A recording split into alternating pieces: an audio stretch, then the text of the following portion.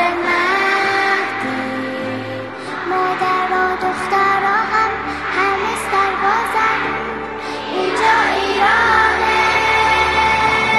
کسی که چند نگاه کنه به کشورم نمیگذرم میفته پاش، میشن فداش واسه خودم یه لشکرم میفته پاش، میشن فداش. خب آخه من یه دخترم.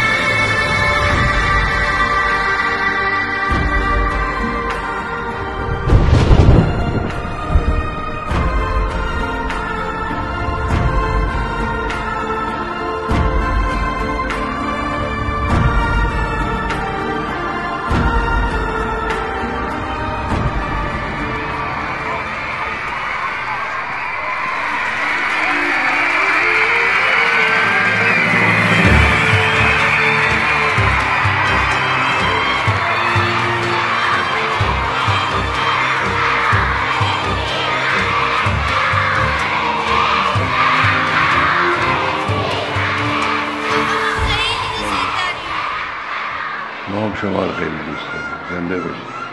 بچه‌های عزیزم گوش کنین. اولا سرودتون خیلی عالی بود، هم شعرش خوب بود، هم آهنگش خوب بود، هم شماها خوب اجرا کردید. جشن تکلیفتون رو به شما تبریک میگم. دختران عزیز، نوگلان عزیز من، با خدا دوست بشید. سعی کنید از همین آغاز نوجوانیتون با خداوند مهربان دوست بشید. دوستی با خدا چجوریه؟ وقتی نماز میخونید جوری نماز بخونید که دارید با خدا حرف میزنید. این میشه دوستی با خدا.